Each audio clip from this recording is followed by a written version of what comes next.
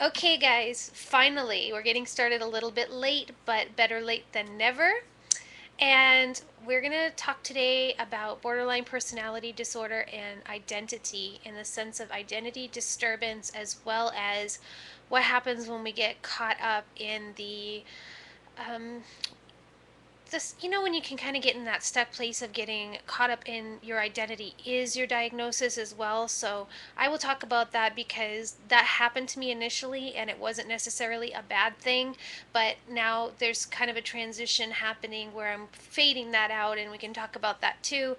But more importantly, I want to talk about what's going on for you guys and questions that you have, experiences that you want to share. So you guys can see and hear me. Nobody can see or hear you. All they can see is what you choose to share. Thanks, guys. What you choose to share down below in the chat, and that's what I'll be glancing down and looking at so that I can respond to you guys as well, okay? So just a little disclaimer, most of you already know my name is Debbie Corso. I'm from the website healingfrombpd.org. I'm a peer, and I recently overcame what I call the oppressive symptoms of borderline personality disorder to the point where I no longer meet the criteria or enough of the criteria to still be considered borderline or to have the diagnosis. And most of that, or I would say 99% of it, has been due to a willingness to commit to practicing and learning the dialectical behavior therapy skills, which are also known as DBT. I'm not a therapist or a doctor, so please don't take anything as medical advice or anything like that. Please see a professional. That's the only person that can diagnose or treat you or, help you in that way. But as a peer, I'm just so excited to know that after all the suffering I've been through and everything, and I know you guys are in a place of, many of you are in a place of suffering too, that you can get well, you can reclaim your life, you can learn these skills, and as basic and as simple as they may seem, and however long it takes you to really get it and implement them, they can and will make a difference in your life. So, that being said, welcome. And let's start talking about borderline personality disorder and identity issues. If I could just, hi Sue, Sue Sibbald is here. Welcome, Sue. Sue is actually the latest guest blogger over at healingfrombpd.org. Just a quick little snippet about her post, which is great, is that she found out she had BPD at age 46 and had no DBT access in her area. And her story is what she did to learn on her own and overcome. And it's just really inspirational. So I recommend you can look in another window right now if you want, or after the chat is over, you can go check it out. Hers is the current blog on the page right now. So if I could just gauge interest down below, if you guys would like to talk about first identity disturbance as it relates to borderline, in the sense of not really knowing who you are and maybe taking on other characteristics of other people, kind of like a chameleon type of thing first, or if you would rather talk about the issue of your diagnosis becoming your identity, like that's all you see yourself as, and it kind of consumes you, and you're not really able to identify with any other part of yourself. So if you guys can start letting me know, just type into that text box. And Sue is saying that it is a process and that acceptance comes first. And I really do agree with her wholeheartedly. No one wants to have any type of mental health disorder, let alone borderline personality disorder, which is so stigmatized still to this day. And Sue and I and so many of you guys and other people are doing so much to try to break that down and make that less of a reality. But accepting it really is the first step in getting well. Ash is asking that we first focus on diagnosis as an identity, and I'm happy to do that because that is something that you all may have even witnessed with me, those of you who have been following my blog and been connected with me for a while since I came out about my diagnosis originally. So I'll speak briefly on that, and then we'll get into whatever questions you guys have or comments, anything you want about identity and borderline related to what I'm saying or not. Go ahead and write it down there because I will be catching up on that after I finish speaking about this. So essentially, when I was first diagnosed with borderline, as some of you know, I was in an intensive outpatient program, And my chief complaint when I went in is I was completely horrified and freaking out because I had no idea who I was. And I don't mean that in the sense like I had some kind of amnesia or I just like didn't know my name or where I was coming from. It wasn't like that.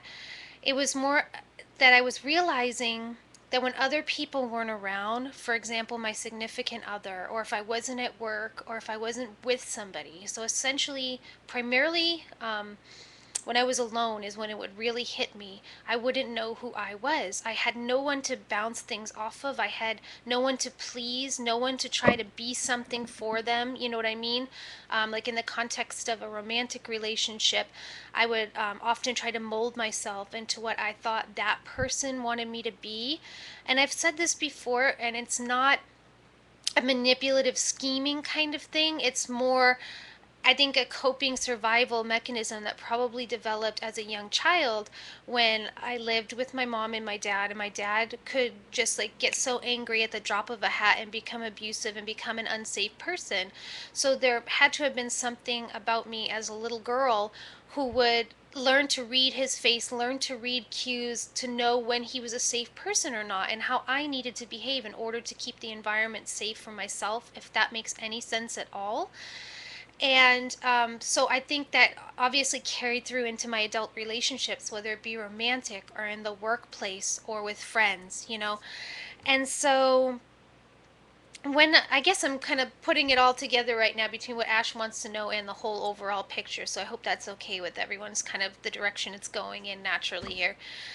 Um, yes. So in that setting, that the fact that I shared that with the psychiatrist, with the clinical team, with my peers in the group setting of the intensive outpatient hospitalization that I was in, is what ultimately helped lead to me being diagnosed as someone with borderline personality disorder, because I explained that, and I explained how I was so chameleon like, and my opinions even on really huge things or things that are important or considered really important to most people, like let's say religious perspectives and point of views, or political perspectives and point of views, things that most people tend to be pretty steady on for the long term, or you know, that kind of a thing. I could just change like that. So I could be in the presence of a Democrat who had really liberal views, and I'd be, oh yeah, I so agree with you. Yes, Obama, whatever, you know, whoever was president at the time, whatever the situation is.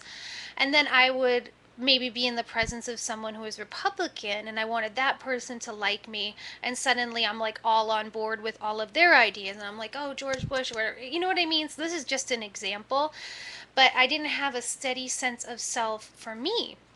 And I was always becoming what I thought other people wanted me to be. And it was about wanting to be accepted, wanting to be loved, and really just kind of an instantaneous thing. It's not like I sat there and planned it out and thought, I wonder what this person would like. I wonder what I would have to do to earn this person's love and respect. It was kind of like whatever that was from childhood, from the environment that I was in, carried up into it. I'm not sure if you guys can relate to me at all. Please do share if you can relate to the experience. And so, Ash, and anyone else who's interested about this aspect of it, I was so desperate to latch on to anything that I could be. Do you know what I mean? So even just having the diagnosis of BPD, even though I was terrified of it, even though I knew that it meant I would be looked at differently by providers, and that it was something that initially I was so ashamed of and afraid to tell anybody. Like I didn't want to tell my family. I didn't want my mother to know. I didn't want, you know what I mean? I didn't want to share that. Um, Shortly thereafter, I started getting really into it, like thinking, okay, I'm going to beat this thing. I am going to learn everything I can about it. I'm going to find out whatever I can do. If there are medications, if there are therapies, if there are books, if there are things I can do, I want to learn the ins and outs of borderline personality disorder, and try to find a way to help myself, because I finally had a name for all of the symptoms and suffering that I was experiencing, which that part got me excited. It made me think, okay, this is not something that only I am going through. This is something that is so huge and experienced by so many people, enough to make it into the DSM, the Diagnostical Statistical Manual, I believe. So this is something that thousands of people are going through. Number one, it made me feel less alone. Number two, when I found out that there was therapy that they had that they were testing and it was incredibly effective in helping people, and that this is more of a behavioral disorder, and that, medications are sometimes used to treat the symptoms of that come up with it, but not the borderline itself directly, if that makes any sense. When I found out I could learn skills and tools, then I was all about, really kind of got obsessive about, okay, BPD, reading all these books, getting on all these websites, going to every DBT class I could possibly get into with my insurance, going to all these types of things and learning more about it, following other people that have it. I read Kara Van Gelder's book, which ended up getting us to connect and become friends, and she wrote the intro to my book, and it was kind of like a full circle event. I dug in deep. I dug in deep. Ash is saying that she read all the symptoms and resonated so much, and it's hard to not identify in that context. And see, in that context, you're just saying, okay, yes, I have these symptoms, so this matches up, and it makes sense that I have this diagnosis. I guess what I mean for it becoming my whole identity is, um, for me, it's probably more to the extreme than even anybody that's in this room, only because have made such a public deal about it. I've been blogging my life for the past 2.5 or more years. All of my struggles, everything that comes up, all the symptoms that I've had, all the criteria that I've met, all of the ways that I've tried to cope with all of the stuff that comes up as being a person with borderline. And the experience is different for everyone. And the criteria that you meet might be different from the other 5 people sitting in the room with you that have it as well. But I was very public about it, and I started the blog, and I started YouTube videos, and a Pinterest, and a Twitter, and I'm on all the time, and it's kind of like what I talk about and what I do.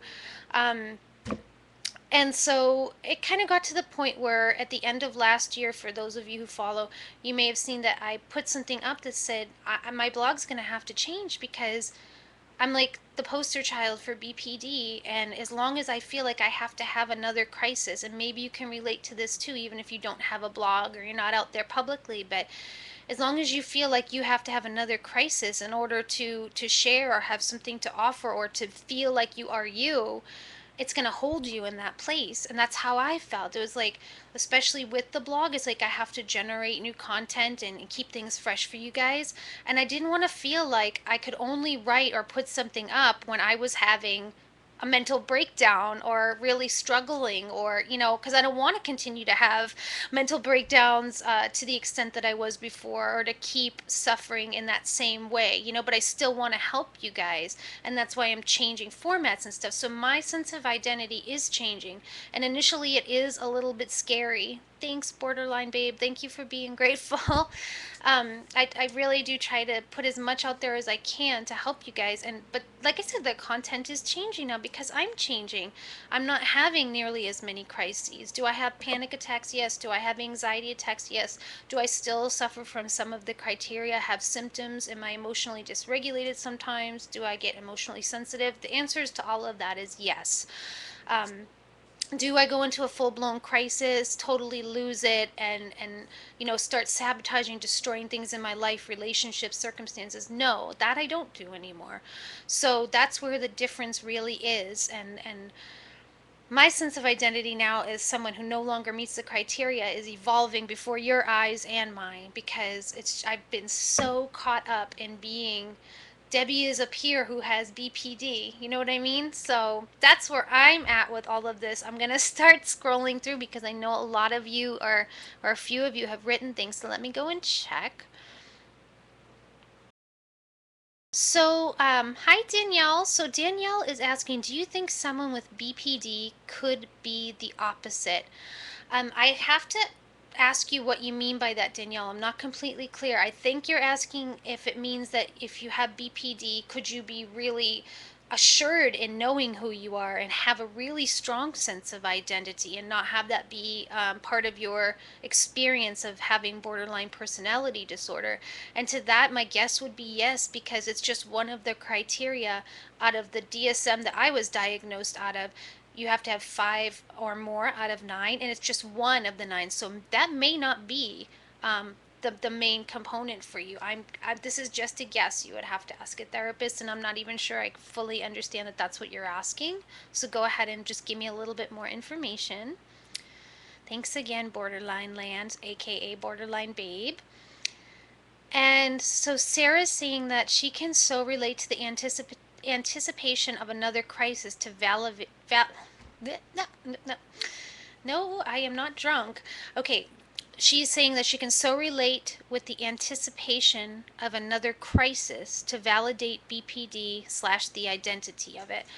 So thanks for saying that, Sarah. It's kind of like, I don't know, Sarah, if this is what you mean also, or if other people can relate, where you're kind of going along fine for a little while and it almost feels a little scary because you're so used to the other shoe falling or having a crisis or ending up in the hospital or, sorry, trigger warning, but self-harming or doing something else, sabotaging, having creating a scene or fighting or anything like that. And like a little bit of time will go by and maybe you're practicing your skills or maybe you're new to all of this and skills are new as well. And it's kind of like a scary feeling because you're like, well, who am I if I'm not this borderline person anymore and I'm not having these major crises or acting out or having an episode of self harm or sabotaging? And for me, that's always been a part of feeling like BPD was something I could latch on to at least and say, okay, I don't know who I am really, but I know I am a person who has borderline personality disorder. And the more we start completing that sentence with other things, I believe the less we are identified with that as our main source of self and who we are. Because we really are so much more, we're discovering it now. It's kind of like, I think of little kids growing up, and you probably had a sense of self that you can recall from when you were a kid, like what kinds of games you liked to play, what kinds of toys you liked to play with, what kind of music you liked when you were growing up. And it's kind of like we are really late to this party because we're re experiencing that as adults, figuring out who we are now as adults. So if you can think of maybe even three things to complete the sentence, I am a person who likes, I am a person who does, I am a person who feels, you're going to start to develop an idea of who you really are. And it's a challenge. It can be such a challenge for us. But that's something I encourage and something that's helped me. I actually kept a notebook in the drawer by my bed, and things would come to me sometimes in the middle of the night or early in the morning, and I would think, oh my gosh, I really love Indian food. No, I love Indian food. And that's not something that everyone shares, so that's something about me, and it's something small. But to me, it was so huge and significant. It's like, okay, this is something solid about me that no one can take away, and it's true, and I know that it's true for me. And that can be really powerful when you are borderline and you want to develop your sense of self. So hopefully that was helpful. Danielle says she has more of a harsh attitude, like if they don't want to be my friend, oh well, or I stay isolated. I mean, I can relate to having that side of the coin too, as I'm sure many of you guys can. There are times when you just want to isolate and just shut down, and you just don't have the energy or the effort to try to convince people to be on your side or to support you. So I totally get that, definitely. Autumn says 15 years in, she's confused and doesn't have symptoms as severe as her peers, so she doesn't know where she belongs. So, Autumn, 15 years in and you don't have symptoms as severe as your peers, I wouldn't, I know that this may sound strange, but I wouldn't worry about fitting in so much as your own personal journey. And I think it's a total blessing and awesome that you don't, that you, when you compare your symptoms and your experience to your peers, you're not feeling like it's as intense or as horrible, maybe even depending on the situation or the symptoms that you're talking about, as what you're observing around you. I think that's a really good thing. You don't have to feel like you have to be over the top and acting out in ways that you might see them acting out or having the experience to the extent that you are observing and believing that they are having it. This is your walk and your experience. And I'm actually really happy for you that you feel like it's less severe than what you see around you. A lot of people tell me that they feel worse or think they're worse off than people around them. So let's see. I need to take a breath too. Okay. I'm reading through, I'm scrolling through here. So Marcel lives in the Netherlands. Hi Marcel, thanks for joining us. And he recognizes the search for security and feeling safe. Thank you for chiming in about that, because I think that's very common among everyone here and with BPD in general. And then Sue says, it's good to show that you are doing well. I think we always meet criteria, but we learn to manage via DBT. Recovery is about managing. We will always be emotionally sensitive, but it's what we do. I think it's so true. And I bet you that so many people who have never been diagnosed with BPD and would never even be considered anywhere near having borderline personality disorder have one or more of the criteria in their lives at any given time. So my psychiatrist was telling me, don't expect to be free from suffering just because you don't have 5+ of the criteria. It's still going to happen. And like Sue said, we just have to manage it and stay skillful, stay on top of it. It gets to the point where you're able to regulate your emotions to the extent and tolerate the distress to the extent and handle interactions with people. I'm naming the modules of DBT so well that they're no longer controlling your life. You're no longer at the whim and a victim of circumstance and symptoms. You know what I mean? They will still come. The circumstances and the actual feelings, symptoms, thoughts, all of the things that have always come are still coming to me too, but it's a different coping ability that you have when you get really strong in the skills, and that's what makes the difference. Jason likes the phrase late to the party. Okay, thanks for letting us know you can relate to that. Danielle is saying that she has a hard time with male figures. And oh, I'm so sorry, Danielle. Oh my gosh, that's horrid. When she was 25, her husband passed away and she doesn't get along with her dad. That's really hard. And no doubt, I would guess, again, not a therapist, but as a peer, that this could have a lot to do with the identity formation and safety and the anxiety and feeling distress and feeling emotionally dysregulated. I mean, who would not suffer or have a reaction to those types of things being present in their lives? And I'm just so very sorry for your loss, and thank you for feeling safe enough to share that with the group here. And Sarah's saying that when I spoke earlier on her relating that that was what she meant, she is giving a trigger warning. And I'm just going to say this, guys, take care of yourself. If you need to turn down the volume, I'm just going to say something really quick. And I'll go like this when I'm done because it may be a triggering thing. So I'm going to start now. So Sarah's saying that for her, it was not wanting the pain, and all those self-harm urges had me spinning. So a lot of people have told me also, when it comes to self-harm, when it comes to cutting or burning or things of that nature, the emotional pain is so hard and so difficult that doing something to physically harm actually distracts enough from the emotional pain that it gives a sense of relief in that moment. But then there's shame, and then there's guilt, and then there's whatever may have happened, God forbid, physically from engaging in those behaviors. So that's why people want to stop and replace those behaviors with something more effective that doesn't harm them in the short or long term. You know what I'm saying? So thank you very much for sharing that, Sarah. And trigger warning. And let's see. Zosie is saying, I'm like this with Sue and the friends thing. You can tell us more about that. And Danielle is also saying, and she's the one that just shared with us, opened up and let us know about her husband and then her relationship with her father, that her new marriage is also difficult. And, I would just say we have patterns and we have cycles that we're in as human beings. And if there are, like, also for myself, relationship problems with our dads, and then going into relationships with men, and then having something tragic happen like it did to you, Danielle, God, who wouldn't be just spinning and not knowing how to go about handling things in a way that's going to make it work for the long run, and being in relationship with now yet another male after these experiences that you've had. And I'm just really so excited for you and glad that you're learning about getting skillful, because this is where the change starts. You kind of have to put a kink in the system, you know what I mean? It's kind of like it's going to continue going the way it's always gone ever since we were little, until we do something to change it and reverse the direction. And you're already starting to do that, and that's going to be so wonderful for you, and I'm excited for you.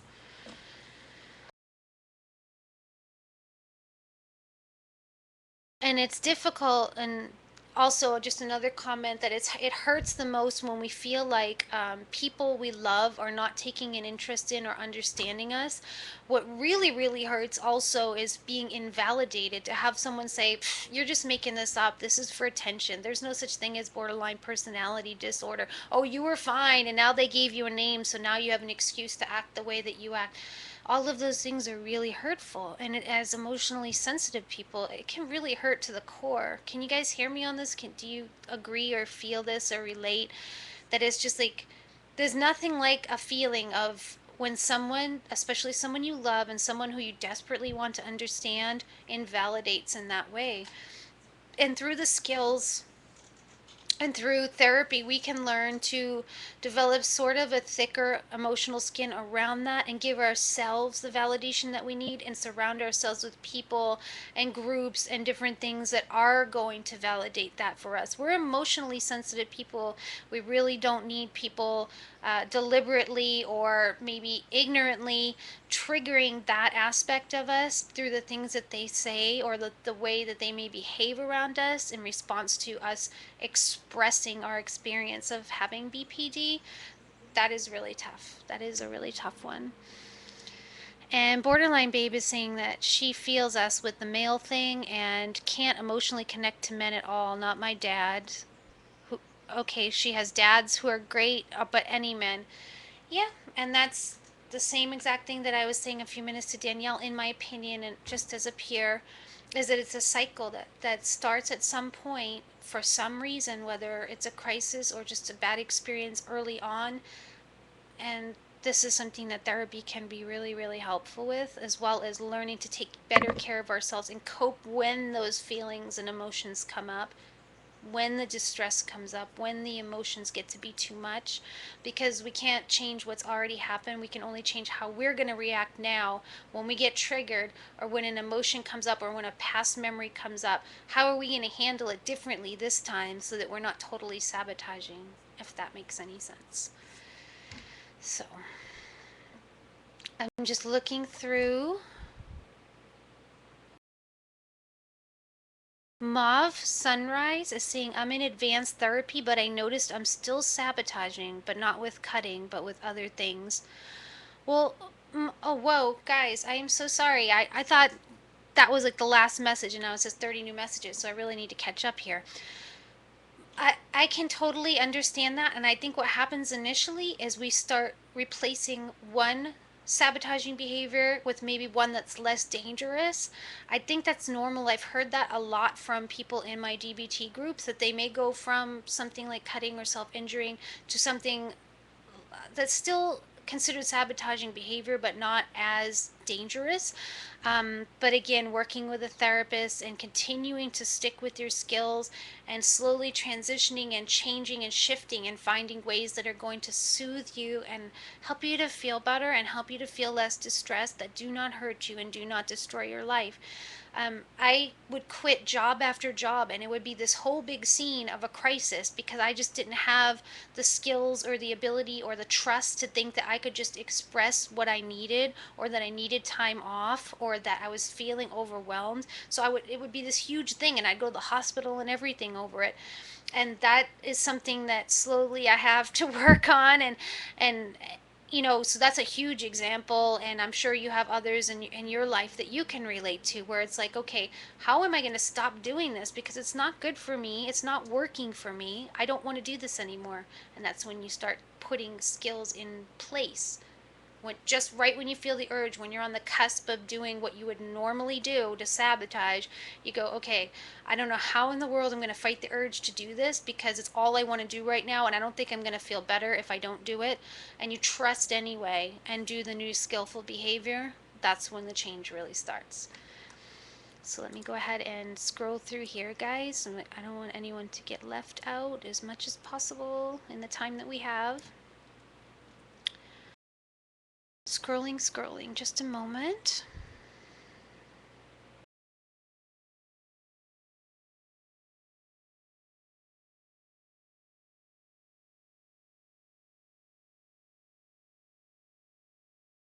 Yeah, some of the issues, it could be about male or female, depending on your personal experience, can be about abandonment too, sure. So this discussion is more focused on identity. I want to try to keep it there just because I know a lot of people that came for that topic, but that's okay. We can still mention other things like you did. That's fine. And Smokey, oh, that's Smokey, Zozie, has the problem of feeling out of everything. Like when she has BPD and she feels lost. So, can anyone else relate to that? I can certainly relate to it when I have had experiences of dissociation, especially kind of like a feeling like kind of the spacey feeling that you're not really quite completely there, you're not completely you. It can be very frightening. Ash says that she wants to purge anything related to BPD in order to live like it had never happened. And gosh, do I wish, and had I wished for years that there were some way to do that, like some switch, like I could just decide, you know what, I'm not BPD anymore, whatever. And I think I probably did try that a few times. I'm just like, this is all crap, and I don't even believe in the diagnosis anymore. I don't think I have this, and and then I was trying to live as if, but then the crisis would come, and then the sabotaging would come, and then all of those symptoms that you read about in the criteria would still come. So it's just unrealistic, and I think it's something that for me, it was more like a chameleon thing of thinking, okay, now I can become someone who doesn't have borderline personality disorder. Can anybody relate to that? Just kind of like going, F you, borderline. I don't have it anymore. I'm not going to talk about it. I'm not going to read about it. I'm not going to associate with it. I'm not going to go to therapy for it. I'm not going to do this. And then suddenly I'm not going to have it, or I can convince myself or others around me that I don't have it. But that's, for me, it didn't work. And but I can totally understand that, Ash, and just how overwhelming it can be, and wanting to just switch it off and have nothing to do with it. And um, you had shared before about personality purging, which I think a lot of people can relate to as well, where you kind of like take on this. I don't know if this is your experience of that word as I understand it, or that phrase, but kind of like taking on a whole different personality, mannerisms. I don't want to, like, let's say I just started wearing this every single day and I changed my name to, I don't know, Stargazer or something like that, and I moved to a different town and I tried to just change my life and leave BPD behind me. It probably wouldn't work. And then the next week I said, oh, I'm going to go put on the blonde wig and say I'm going to be this person or that person. Um, we soon find out that none of those are really our identities. They're just something that we're trying to be and trying to latch on to. And it's just a much longer and deeper and more complicated process than just deciding suddenly that, Madonna comes to mind with her reinvention of self and her different personas. We can't all be Madonna. Madonna has millions of dollars. She has stylists. She has all of these things going for her. She could be a different person every day if she wants to. She can totally just leave behind something and kind of recreate herself in front of the world. And for us with borderline, that can be really tempting, but it doesn't really work. And I think it really can cause us to become even more emotionally dysregulated if we continue to do things like that.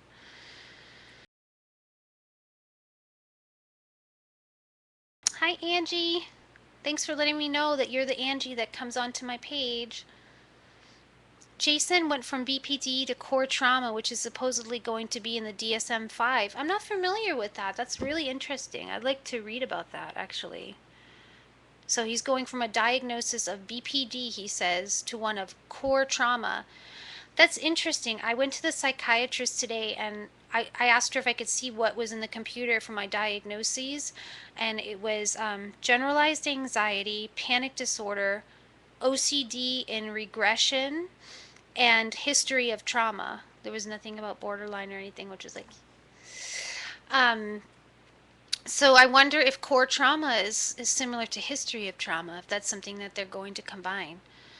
Sarah says that she can relate, but she's found that accepting it and trying to figure out what works has helped. Absolutely. Absolutely, Sarah. That's kind of like in alignment with what Sue was saying earlier, too. And Sarah, I'm connected with Sarah on Twitter, and just watching her journey has been absolutely amazing to me as well. Just the progress and the change and the skillfulness. You know, I think, Sarah, you're in a different type of therapy, or you've been in a different type of therapy. So whether you go to DBT or another method that's proven to help with borderline, you can get well. You can change. I've seen it with Sarah.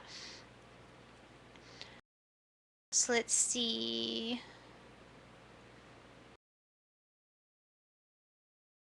And Danielle, it's like you're asking, how do you know if it's just your borderline or if it's a real feeling? And I think all feelings are real to the extent that we experience them. I think it's the thoughts that have to be questioned. And one thing I like to say a lot, ever since it's been said to me and it really resonated and made sense, was don't believe everything you think. Not every thought is true. And there can be a lot of comfort in knowing that. Like I used to really just believe whatever came into my head, whatever scenarios and stories, and I would act accordingly. And it would often not make sense to people around me because it was only happening in here. It wasn't happening out there, if that makes any sense. Angie, I'm so sorry for what happened to you. That is just horrific. And we have a lot of survivors in this room today, and in so many different ways. And many people who have BPD, not all, but many, have been through trauma. And I'm just moved to tears sometimes, a lot of times, and just really have a lot of compassion in my heart because there's often a reason, sorry, there's often a reason why somebody ends up having a personality disorder, or a collection of reasons. And the things that I hear that you guys have been through and survived through, and you're still so strong and so determined to be well and to just work your asses off to accomplish this. It just is so continually inspiring to me, and believe me, to people around you as well, because they may see that and go, oh my god, I've never had that happen to me, and this person is actually willing to keep like fighting on and working their butts off. It's just totally inspiring, totally inspiring. Oh, Ash, I get that. She wants to go back in time, sometimes with the skills, but no meds, no blogging. I have the time machine fantasy too. Do you guys have that too, where you kind of like get caught up in thinking, I wish I could go back in time, like knowing even a piece of what I know right now, and how much suffering would have been prevented? But Ash, I also know Ash from Twitter and Facebook and different things, and sh Ash is an incredible human being also, who has gone through so much and is one of the most authentic, creative, most feeling people that I have ever met. And Ash, I don't know that if any of those experiences had been taken away, or if you were able to go back and not experience them, who you would be today. You know what I mean? Um, Not that I would, if there was some way to erase suffering, I would be all for it. If, if it made sense, it would be like an individual choice, right? But Ash, I just think that you are another person who I watch with the blogging and the way you articulate yourself and share your experience so openly to help other people and process through it yourself. Um, that's been a huge contribution to the community. And so I don't know if you can look at it that way and appreciate it for that. I know that you have some philosophies that would probably allow you to do that, of what a difference you're making and how important the work that you're doing is.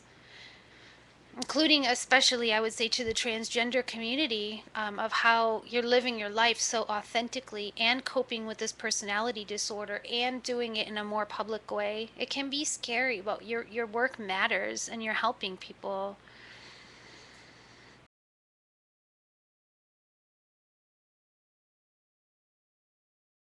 And Borderline Babe is saying that her BPD got way too bad and violent too quick to choose ignorance with it. And I'm proud of you as well, young lady. Borderline Babe is in her early 20s, and she's already getting help. And For those of you who are that age, or for those of us that are older, looking at people that are that age and willing to get help, it is a beautiful thing to see. You are going to save yourself decades of suffering. And I think maybe Ash and I and other people maybe look at that sometimes and have that fantasy of wanting to go back and be your age and being able to cope and learn the skills and do things and not have all the suffering.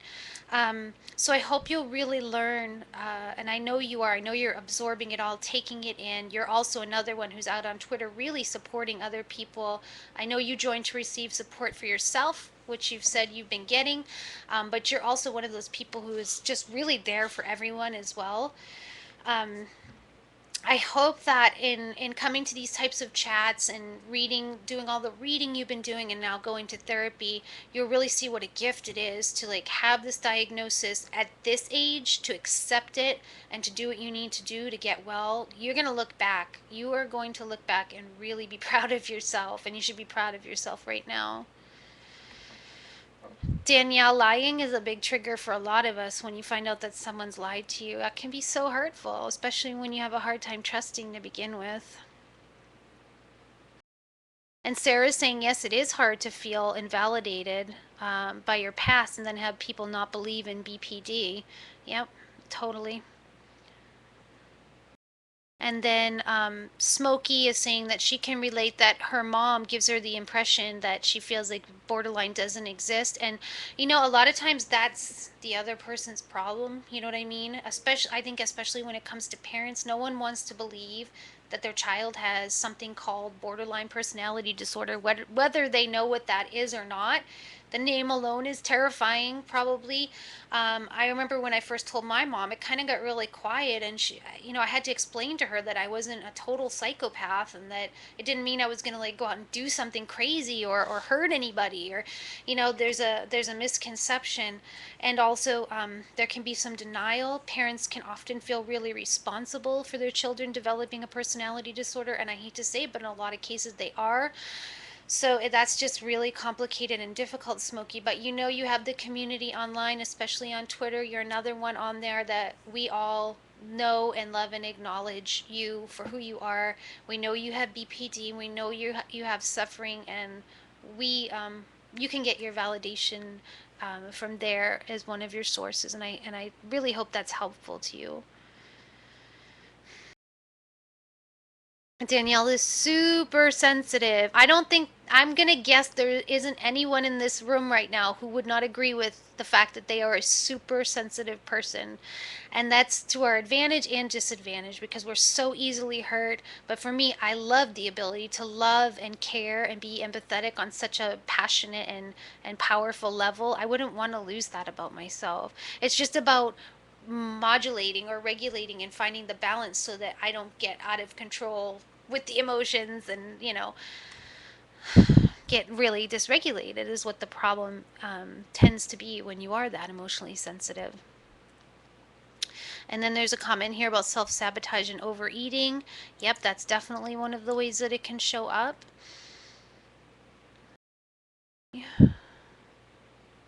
Hi, Alicia.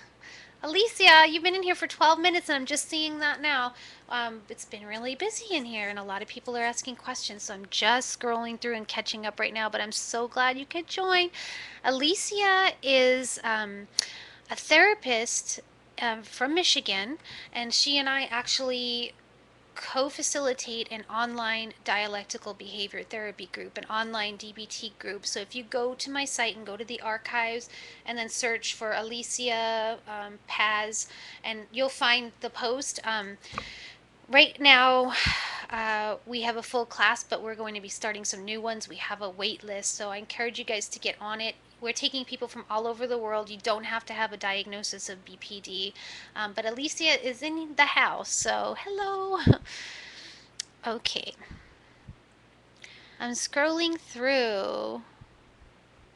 And Marcel is saying lots of what you're saying has to do with I want you slash go away behavior that I have often. You know, what you said, Marcel, reminds me of a book and it's kind of dated now, but I related to it so freaking much when I first got diagnosed. I remember sitting on the floor of Borders, which I don't even know if it exists anymore, reading I Love You Don't, oh no, I hate you, don't leave me. What is the name of the book? You guys know exactly what I'm talking about. I love you, or I hate you, don't leave me, something like that. Anyways, I still have the book, and um, I remember flipping through those pages and so relating to everything that the person was saying about, wanting that connection and wanting to be with someone that I love so much. And then other times just like wanting absolutely nothing to do with them. So totally get that. So embarrassed that I couldn't remember the title of the book. Okay. It's a really famous one too, that a lot of people with borderline read and get a lot of help from.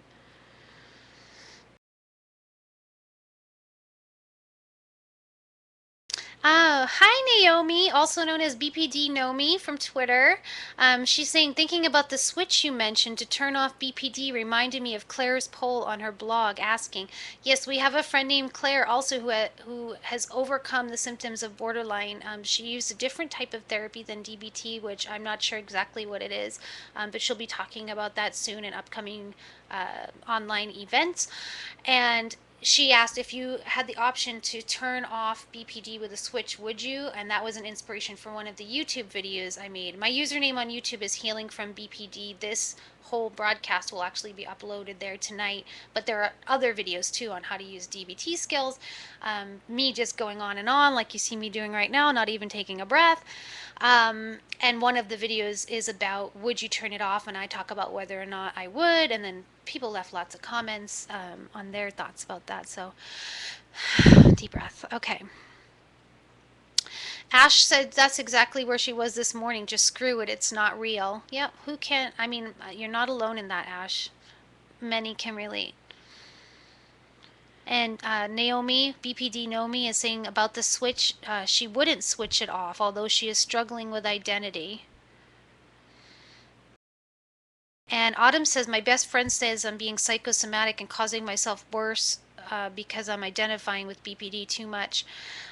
It's like I had this therapist one time and a psychiatrist also who would do this, and I would go in and I would say, like back then, the person I was with, I would say, my boyfriend says I don't even have BPD and I'm making all this up and I just want attention. And he would say, and what school did he go to get his PhD or PsyD in psychology? And it was just so funny to me because everyone wants to be a doctor and everyone thinks that they know the answers, but only a doctor or psychiatrist can really actually tell you if you have a condition and how to treat it.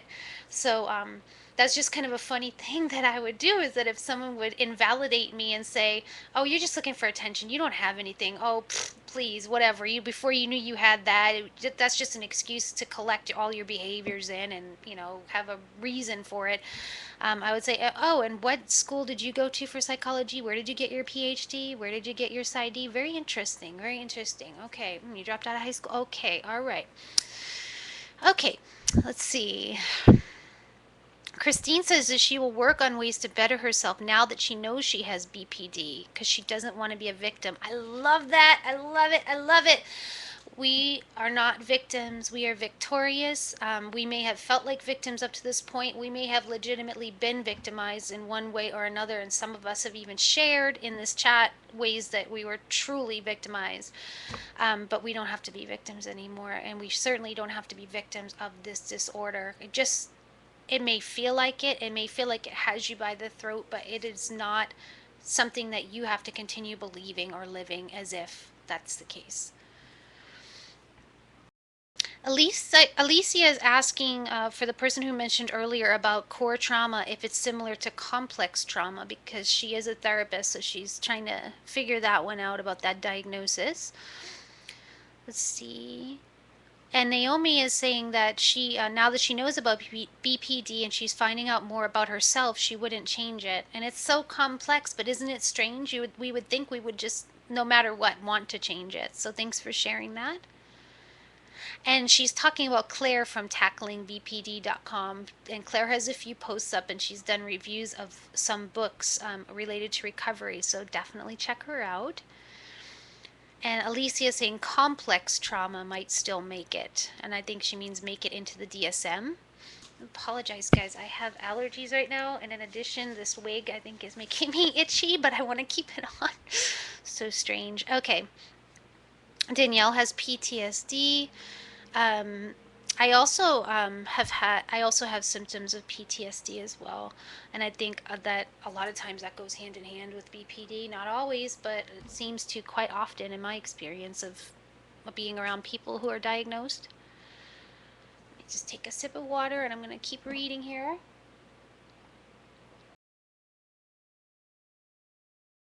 And Ash is saying she's had therapists who would talk about CPTSD but not BPD for ethical reasons. I wonder what she means. What do you mean by ethical reasons that they won't talk about BPD? Oh, and Sarah's in transference based psychotherapy, or TFP, which has helped her utilize DBT skills more. So that's something that can be looked into. You're welcome, Angie. Ash is saying the argument that BPD was a gender diagnosis and also had negative stigma versus trauma-based diagnoses. That is very true. Okay, Jason and Alicia have sorted through, and he meant to say that he is being switched over from being considered diagnosed with borderline personality disorder to something called complex trauma. And I'm not familiar with that, so I can't really speak more about that. Smokey of a little while back, about 13 minutes ago, was asking me not to cry because she would start crying too. I get really sensitive and I care about all of you guys, and some of you have just been like I say about my own story, through hell and back in a handbasket. Oh, Autumn! She says I'm too empathetic and she started crying too. Oh my gosh, a whole room full of extremely sensitive people, guys. Let's keep it together. We can do it. We can do it. Okay. It's okay, borderline babe. It doesn't matter. You got your diagnosis when you got it and you're on it like white on rice. You are like absolutely doing what you need to do to be well, and I'm proud of you. Ash is crying. Are you guys, did everyone start crying when I started getting emotional about people like taking on feelings and being empathetic? I am so sorry. Let's all just do a group hug right now because we don't need to be feeling sad and having, okay, so we can care about each other and we can also have that boundary. We can also always also have that kind of a little bit of a guard so it doesn't hurt so much, you know? It's just an emotional regulation tool. You're welcome, Ash. Huge hugs, you guys. Danielle, you're at a great time. 29 is still very young to be getting well, so I'm very happy and excited for you. Autumn says she's in the group. Get on the waiting list. Get on the waiting list for the online DBT class. I hate you, don't leave me. Oh, sorry. I hope I didn't just totally shout into the microphone and burst your eardrums just now. Autumn said the name of the book is I Hate You, Don't Leave Me. That's the one that I got so excited about that I totally related to Marcel and the rest of you guys when I first got diagnosed. Okay. Gosh, I can talk a lot. Let's see. Claire used self-help to overcome BPD and read lots of books. Awesome. Marcel, yep, that was the name of the book. Danielle likes the thing that I said about asking people what school they graduated from with their PhD or PsyD. Let's see. Oh, your computer crashed. I'm glad you're back, BB. That's my nickname for borderline babe. Okay. Let's not cry together, Smokey. Let's all keep it together. We could do it. Totally group hugs. Okay, guys, so we have about 5 minutes left because we started late, and I just want to know if you have any other questions for me. It can be about anything having to do with borderline, recovery, DBT, identity, abandonment, any issues.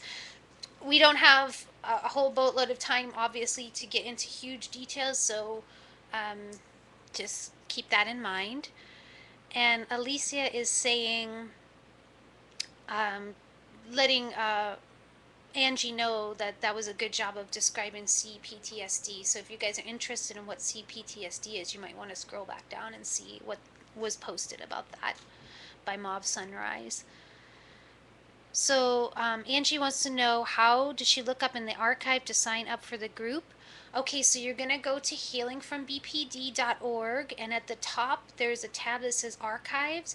And for some reason right now the search function on my blog is really being poopy and things aren't coming up. So if you know how to do like Control F or whatever you use on your screen to find something within a page, look for Alicia Paz, so ALI. I'll put it in the chat right here.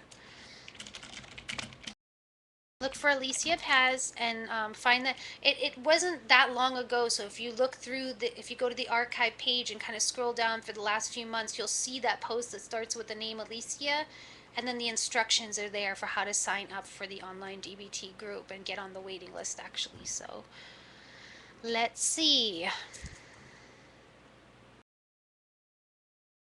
Danielle, you're very welcome. Thank you so much for coming and sharing so openly from your heart about your very personal experiences and being so willing to hear what I and your peers have to say about what could possibly be helpful in coping and getting through. So thank you very much for joining. BB, I'm glad your new laptop's working. Who knows what that was about. Angie, you're very welcome. Bill, hi. I know Bill. Bill is an occupational therapist who also is on Twitter with a bunch of us, and I really appreciate you saying that I'm a great teacher. It's kind of I feel a little insecure on here, but just trying to be here to help people and not make it about anything else. Of course, says the girl with the pink wig on. Let's see. And BB wants to know tips for accepting social behavior from her girlfriend and for herself, how to take steps being social. Um, I'm going to refer you back to the blog only because I've done a lot of posts about this, and we can also talk more about it on Twitter. If you look for posts on interpersonal effectiveness, that's one of the modules in dialectical behavior therapy. And it's what I've used to make baby steps. And I talk about different things about how I slowly got out there, how I started rebuilding relationships, making friendships, doing social things. So there are things you can do. And if you get Marsha Linehan's skills workbook, which I like, some people don't, some find it clunky, a lot of therapists don't like it, some do, but there's a whole section on interpersonal effectiveness, and that helps you with that area of life. So hopefully that, I'm sure that will help if you can look into that. Danielle likes my use of the word poopy. Thank you, Smokey. I'm so glad you enjoyed this. It means a lot to me that you're proud of what you've seen here tonight. And then Mauve Sunrise, Angie is asking, what is your blog address again? I'll type it in here so you guys can check it out at your leisure. Maybe you want to go to it and just bookmark it. It's healingfrombpd.org. Okay, guys, I'm going to get ready to wrap it up. Is there anything else? Any other questions? I'm just going to hang on and wait. Oh, you're very welcome, BB. Everyone is very welcome. I'm so excited to have yet another way to connect with you guys. And I hope it's kind of neat to be able to see me in person on video live and hear me speaking with you without having the awkward, like, feeling of, oh my God, she's going to see me too. You don't have to be on a video. You don't have to speak. So hopefully this is comfortable and helpful for you guys. And it seems like it is. We have a few more people than showed up last time, so maybe we'll do it again if it's something you find useful. You have a great weekend too, Angie. You're welcome, Sarah. Thank you so much for coming.